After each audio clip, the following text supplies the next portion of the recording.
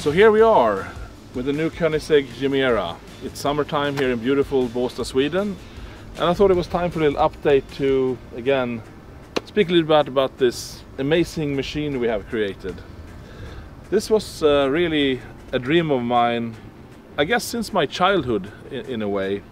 A friend of mine's father, he bought a Lotus XL SE, one of the world's first full four-seater sports cars. When I say full four-seater, I would say maybe not as full as this one, but at least you could sit in the rear.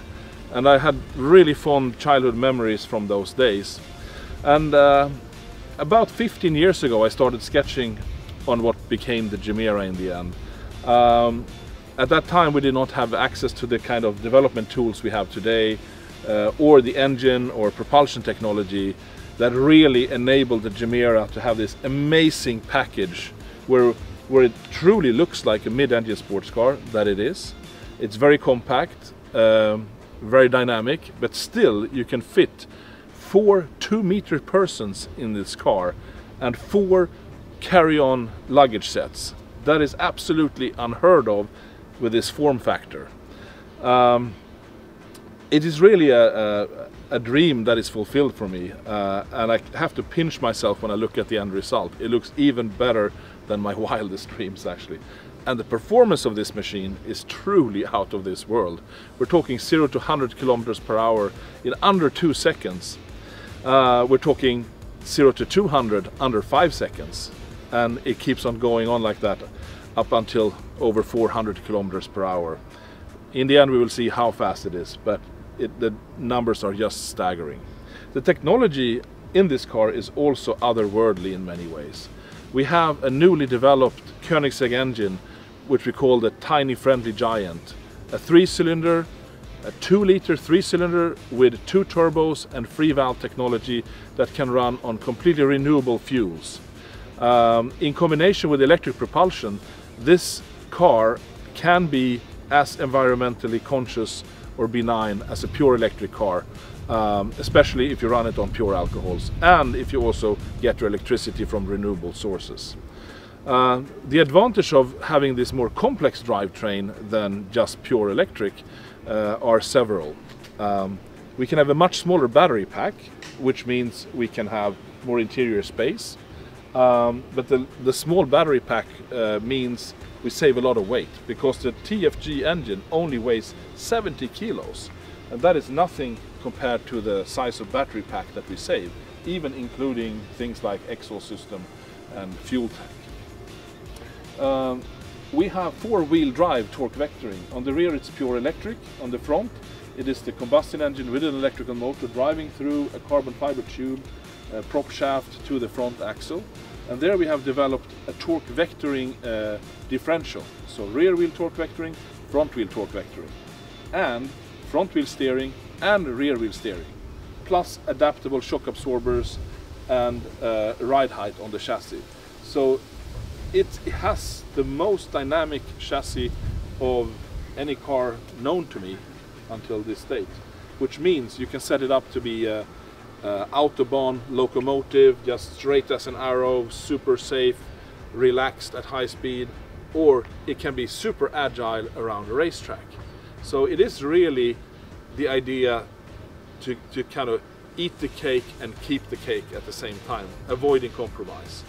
So if we open up the hoods and the doors, I will show you this.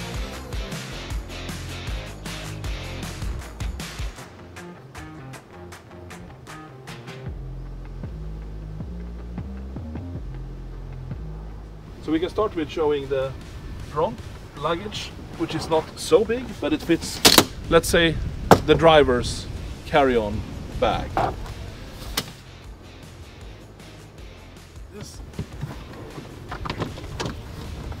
In the rear we have another 3 bags. So first you take out the center bag, and you can take out the other 2.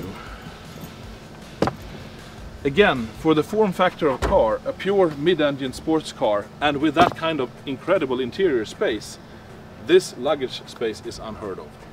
Something we're really proud of. And of course it's enabled by the quite small combustion engine, but the powerful one, I mean, it's 600 horsepower and 600 newton meters of torque. In total, the car has 1700 combined horsepower and over 2000 newton meters of torque. And together with the curb weight of under 1900 kilos, that is just unbelievable. I will showcase how the interior works as well. You have 8 cup holders. On the production car, they will be a little bit bigger than on this first show car. We have 2 hot ones and 2 cold ones, both front and rear.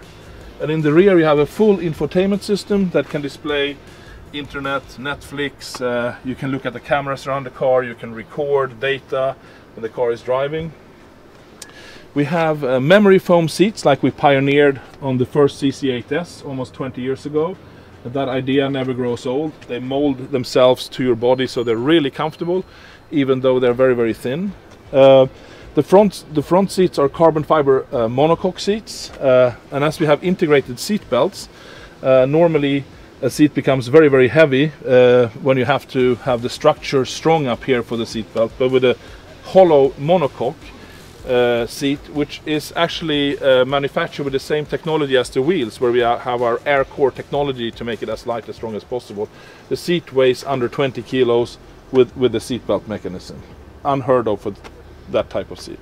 So I will enter now in the rear seat, just to show this is just staying where it is.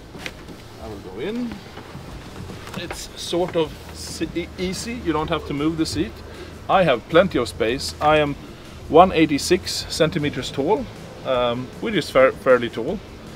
There are taller persons that we also showcase. You can be up to 2 meters and still sit fairly comfortably, which is unheard of for a 2+2, especially with this low roof height and compact sporty layout. So I will now exit.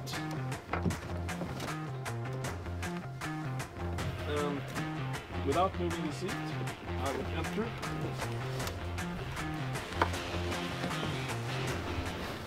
And now I have plenty of space. My legs are fully stretched out, sit super comfortably, and it's an open, airy feel. So this is really something we're proud of, this super unusual, super practical packaging of the car. Still, it's a true Koenigsegg in its form factor. Wraparound screen, smooth, aerodynamic, simple shapes, relatively short overhangs, and simple Scandinavian surface styling. So I think, yeah, that's it for today. Enjoy the summer. Cheers. Take care.